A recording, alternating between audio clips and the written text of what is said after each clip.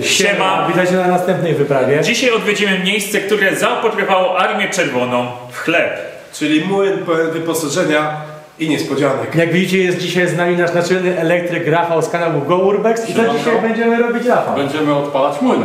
Co najlepsze przy użyciu właśnie tej stacji EcoFlow, chcemy go przywrócić do życia. Zaczynajmy tę wyprawę.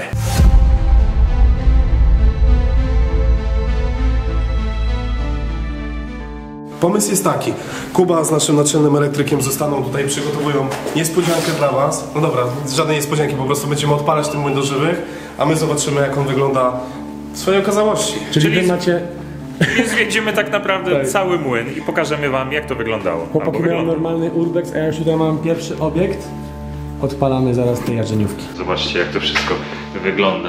Jakby dosłownie parę dni temu zostało to opuszczone, a to było opuszczone już mniej więcej 10 lat temu. Zaraz opowiemy wam całą historię, tylko oddalimy się trochę bardziej, żeby nie przeszkadzać chłopakom. Co znalazłeś? Ło, panie! I to są miejsca, które lubię najbardziej. Wow! Ty wyobraź sobie, że my jesteśmy w młynie, a czuję się, jakbyśmy byli normalnie w bloku 4 elektrowni atomowej w Czarnobylu. To jest takie mocne industrialne pomieszczenie, ale bardziej w jakimś stanie jest zachowane. A jak sam mówisz, to jest opuszczone od 10 lat.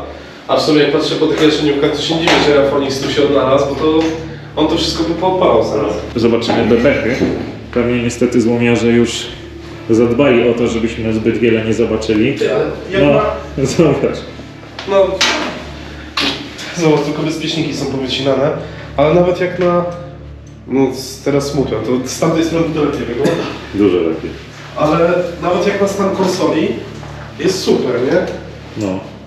I patrz, jak sobie ściągarki porobili 500-750 pewnie kilo, tu masz mąka, otręby, jest taka ściągawka. Dobra, no to zobacz, co tutaj znaleźliśmy. Sądzę, że jak pójdziemy na górę, będzie tylko lepiej. No to dawaj. I trzeba historię powiedzieć. Przygotowujemy się, Rafał ma oczywiście wszystkie, dlatego go zabraliśmy, wszystkie niezbędne uprawnienia, aby takie rzeczy robić. Jak widzicie, sprzęt ma ze sobą, a my użyjemy tej stacji, jest naładowana na, tylko trochę przygaszę, na 100%, 99 godzin, ale to niech was to nie myli, bo ona nam pokaże czas, jaki nam pozostał do rozładowania. Odpalamy wszystkie te jarzeniówki, czy tylko... No to na się włączy, niech chyba 7 się włączy. Znaczy, sorry za spoiler, ale po prostu popatrzmy na kabelki. Słuchaj, gdzie idziemy? Po wiązce, tak? Tak, tutaj była puszka, raczej była w takim widać, razie. jest ale... wyjęta? Tak, ale zobacz na to, że tu mamy... Ty, ale one są łączą powycinane, jest taki pajączek. Tak. To ja tutaj położę stację i zaraz to podłączymy. No jasne. Dobra. Mamy tą wersję Max, która ma o wiele większą pojemność swojej baterii. Podłączyłem do niej, słuchajcie, wcześniej ładowarkę do tego aparatu i mogłem ładować 3 dni baterię.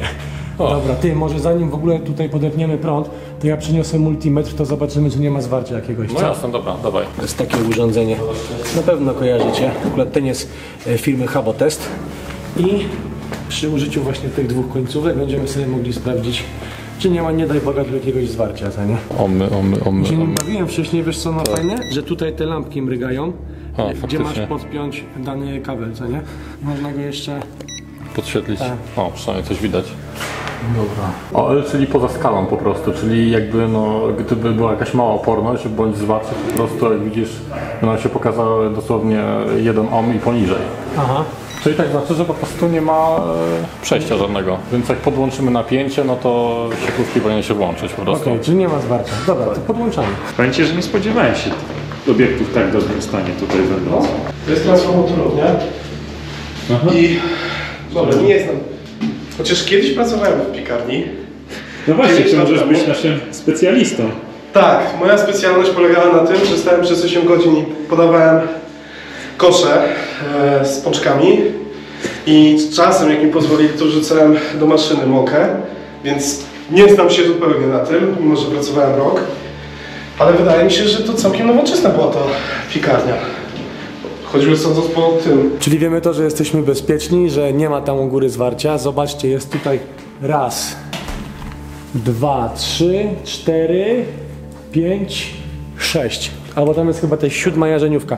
Tak w temacie w ogóle zwarcia warto dodać, że EcoFlow ma zabezpieczenia przeciwprzeciążeniowe i przeciwzwarciowe, więc... Tak.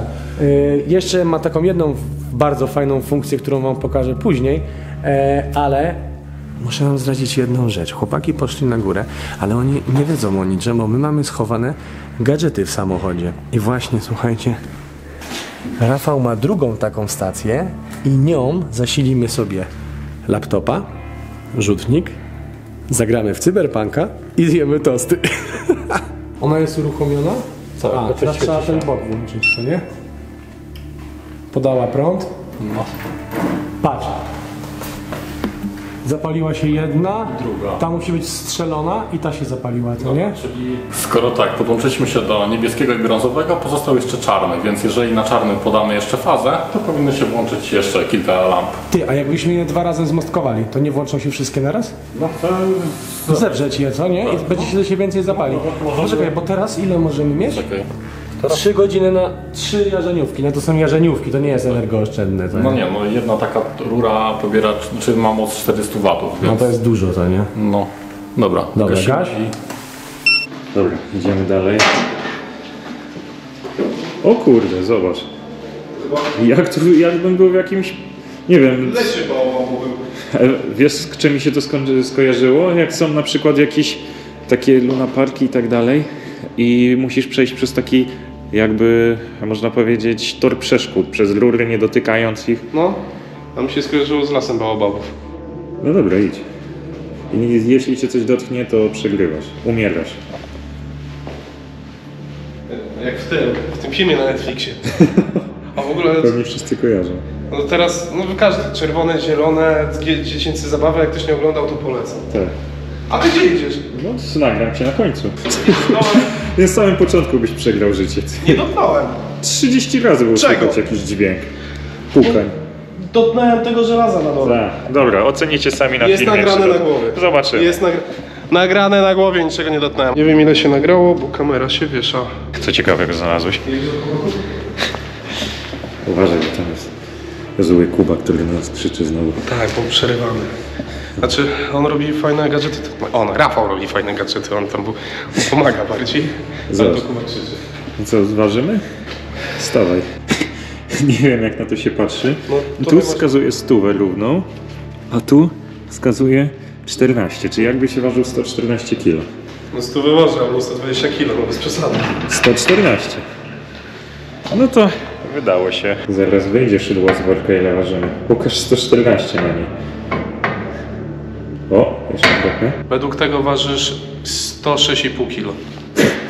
No dobra, no to przekłamuję 10 kg, czyli ty ważysz 104, a ja 96. I No to z tym, by co było mam na sobie, no to jest możliwe. 104 kg ważysz. No minus 4 z ciuchów, no. No i minus 17, bo jadłeś dzisiaj obiad, no i tak naprawdę wyjdzie, że ważysz Nie no, 65. stówkę waży. No to gdzie zgubiłeś te 4? Słuchajcie, teraz robimy test. Mamy zmostkowane wszystkie lampy, które tutaj są. I zobaczcie, tym magicznym palcem robię coś takiego.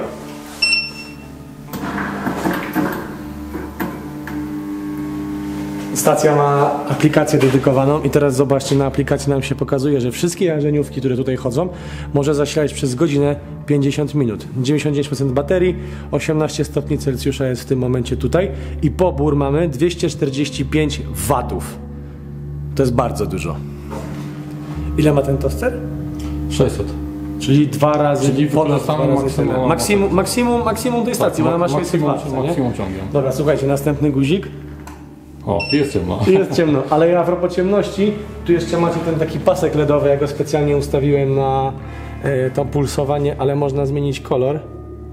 O, Zielony. Zielony to go Urbex, co Dokładnie. nie?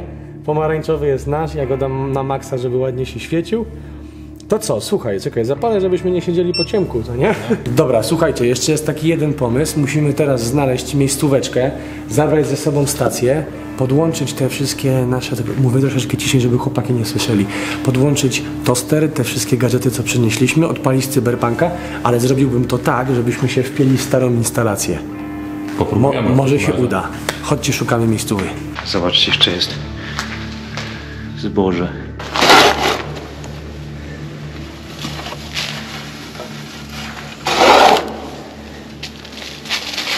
1920 rok, 2 lata po uzyskaniu przez Polskę niepodległości. Wiecie, zapotrzebowanie na żywność jest ogromne. a nie bardzo są dostawy, trzeba postawić właśnie na całą logistykę od podstaw. W tym okresie powstaje właśnie ten młyn w 1920, jest nowoczesny, dostarcza chleb na okolice. Słuchajcie, mąkę. W 1944 te okolice zostają przejęte przez Armię Czerwoną, także wiadomo, tam gdzie wchodzi Armia Czerwona, to wszelkie zapotrzebowanie z ludności cywilnej schodzą na drugi bok. Armia Czerwona była wtedy najważniejsza. Nie mówię, oni tak uważali i tak było. Cała produkcja wtedy zostaje przekazywana do Armii Czerwonej. No, kończy się zawierucha wojenna, ten młyn produkuje dalej. Potem zostaje unowocześniony zresztą, tak jak chodziliście, razem z nami widzieliście, ten młyn dalej jest nowoczesny i przez pewien okres czasu był najnowocześniejszy w Polsce. No ale dlaczego jest opuszczony? Słuchajcie, przychodzi wolna Polska, przychodzi globalizacja, przychodzi szybsze, większe, nowocześniejsze pokłady produkcji chleba, więc po prostu temu nie wytrzymał konkurencji, zabankrutował, po prostu produkcja poszła gdzie indziej. Także w tym momencie macie okazję zwiedzać go razem z nami. Jest co, chodźmy dalej. Możecie wyciągnąć z tego najważniejsze, mianowicie 1900 mniej więcej 20 powstał, 1944 przyjęty przez Armię Czerwoną. Można powiedzieć upadek komunizmu, problemy młynu. Ostatnie 10 lat młyn właśnie popadł w ruinę i wygląda jak teraz. A ty coś znalazłeś. No, To jeszcze mąka jest. no zobacz te worki jeszcze z zbożem.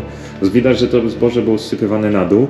Tam gdzieś były te takie jakby mielarki czy coś. Po tych sypach to szło, nie? Zrobiono z tego mąkę i szło dalej. To w ogóle wygląda jak jakaś maszyna. Wiesz co to jest? Tutaj zsypywano mąkę. Nie wiem, wiem, że to w Rumunii zrobili. To jest, zobacz, maszyna do szycia.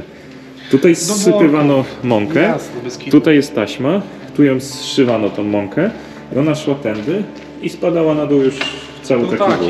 i zjeżdżała. Piętro pod nami była sypnia, ona jechała na samochody, Tak. poszła w świat. Patrz, tu było wiele typów, mąka bułkowa. Pszenna, żytnia, Pszenna. gazowa.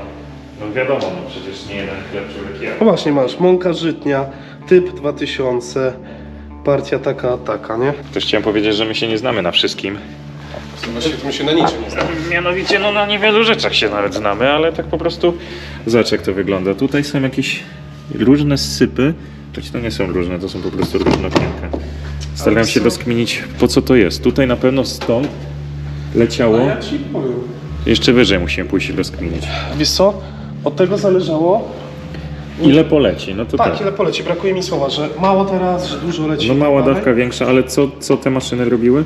Na pewno nam, drodzy widzowie, pomożecie, więc po prostu napiszcie, do czego to służy, żeby pomóc też innym, którzy się tak zastanawiają jak my. Mi się wydaje, że po prostu tutaj wpadywało żyto z góry, albo inny owiec, to przesiewało właśnie na, wiesz, na konkretne rodzaje i odsiewało tam jakieś kłosy, zbędne rzeczy i tak dalej.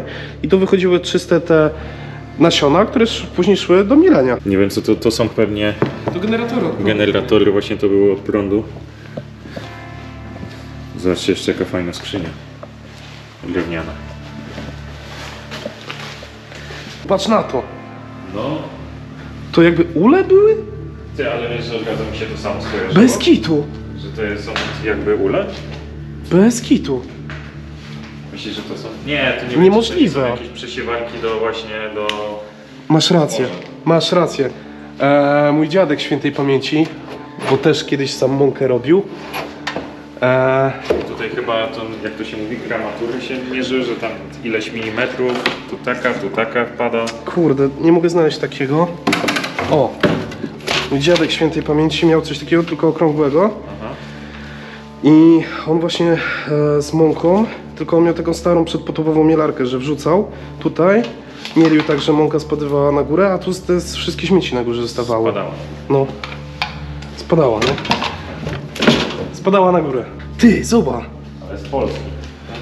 Bo to nam trochę może rozwikłać tajemnicę, co to było. Tutaj jest jeszcze mąka. Wiesz, i to jest przemielone już. W ogóle zobacz, wiesz jak to chyba było? Że był jeden z jednych wielu dni pracy. Przyszli ludzie tutaj normalnie jakieś 10 lat temu do pracy. I nagle po pewnym czasie, czy pewnie ktoś chodził z zmiany nocnej, ktoś chodził na dniową. Tak, przyszedł komornik, Przyszedł wszyscy komornik. wychodźcie. Zapraszamy wychodzić stąd, zajmujemy te maszyny, zajmujemy to pomieszczenie. Tak, wszedł w syndyk, nie było komu tego sprzedać i tak to zostało, nie? Niestety pozostało. No, smutna sprawa. No, zawsze mi szkoda takich małych właśnie przedsiębiorstw, no ale niestety. No, stało się jak stało, no. Ale właśnie tak sobie wyobraź, bo to wiesz, to raczej była Powiem to, co lubię najbardziej, trójfazowy indukcyjny. Trzech, odhaczone.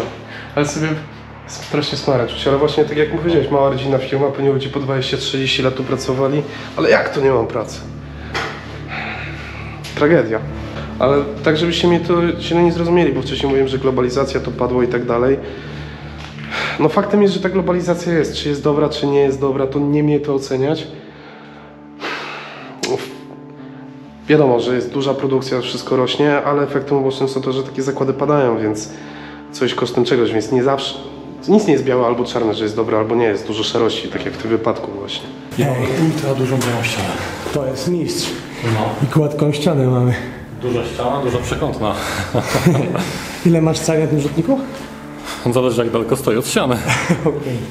Dobra, to tu go uruchomimy, co nie? Wzięliśmy jeszcze lampy, żeby chłopaków zaskoczyć. Tak. Mamy tutaj praktycznie zrobił 3 takie. Ty, a to nie są te, co nam na Halloween zrobiłeś wtedy takie jajca? Tak, to są te? Tak. Dobra, to można ustawić pomarańczowy kolor. Jest ustawione Masz już. lampy. Je się tak układa szeregowo, co nie? Spina. Nie. Czyli Każdą można oddzielnie, tak? Filmowy. Widzę, że na wszystkim masz naklejkę, co nie? Tak, może by nie ginęło. Dobra, tu mamy rzutnik. Tak, projektor jest krótkoogniskowy, więc wystarczy, że jest blisko ściany i przekąt A, i będzie sporo. git, to nie? Dobra, laptop jest. Czekaj, tu zrobimy kwestię gotowania. Tosterek. Myślę, że będzie tak spoko, co nie? Taki urbexik. Nie robiliśmy nigdy nic takiego. Ty robiłeś już takie rzeczy. Czekaj, tu sobie zróbmy kuchnię. Słuchajcie, podłączamy stację. Mamy całą listę. Oczywiście ja ją uruchomię później z telefonu, ale ja już wiem, że ona z nami pojeździ dłuższy czas, bo z przodu macie porty do ładowania USB, ale też i zapalniczkowe. To też można w ogóle ładować panelami słonecznymi. No, testowałem nawet i i można praktycznie dowolne podłączyć, żeby Tak? były zgodne z instrukcją pod względem napięcia. To Okej. jest bardzo fajne. I śmiga, to nie? No. I można też to ładować samochodem. Znaczy przez ładowarkę samochodową. Dobra, tu mam jeden kabel niepodpięty, To jest laptop. ale masz baterię na tyle masz, Tak, co nie? na full. Pad jest spięty, ja przestawiam kamerę i uruchamiamy ten. Tylko jak ją Tą włączysz, to całą pamiętaj, że jak salę. włączyłem projektor, to nie można wyłączyć jej od razu bez wyłączenia. On musi się ochłodzić. No Dobra. właśnie. I nie, to nie jest młyn w Poznaniu, to się po prostu tak nazywa. A może i w Poznaniu. Jak to? A może w Rzeszowie, nie no, może w nazwę, Szczecinie. nazwę zakrywam, ale zobacz jakich mamy tu Patrz, podróżkach było. tutaj jest może nie całe archiwum, ale na pewno tutaj są właśnie rzeczy, które były mniej ważne, pewne dokumentacje tutaj wrzucili, taką na wypadek, że trzeba było coś wyciągnąć i udowodnić, ale już nie była taka potrzebna na pierwszą chwilę. Patrz, są jeszcze nici do tych worków, cała No. taka szpula Wow. i zapewne tutaj było i więcej. No, to są worki z tymi nićmi, Ale to jest jedno z jakieś kolejnych miejsc, szczotki do maszyn. które... Stary, delikatny remont i jedzie z produkcją tutaj. Ale to jest miejsce, zobacz, jeszcze jaka maszyna do pisania. Nawet jeszcze trochę tej mąki było. No dokładnie, chleb na pół roku, jedziemy dalej.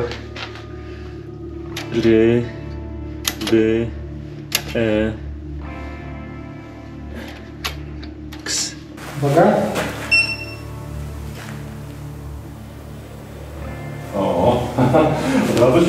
Na tych lampach 9 godzin. Na dwóch takich dużych lampach, zobaczcie, jak tu się w ogóle zrobiło pomarańczowo termo. Dobra, ja dzwonię po chłopaków, czekaj. W ogóle mamy jeszcze głośnik podłączony. Dawajcie na górę. Drugie podejście do klubu. Tym razem może nas puszczą. Wcześniej nas nie chcieli wpuścić. No ale zobaczymy.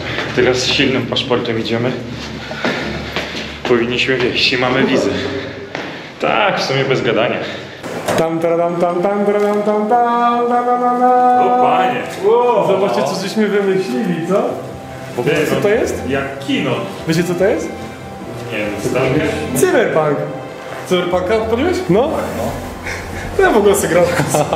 A czemu nie można grać? No, Dobre jaja, co? Ale to mistrzowsko wygląda. tylko nie ty. wiem, czy to w ogóle możemy wejść, bo są tabliczki, żeby nie wchodzić.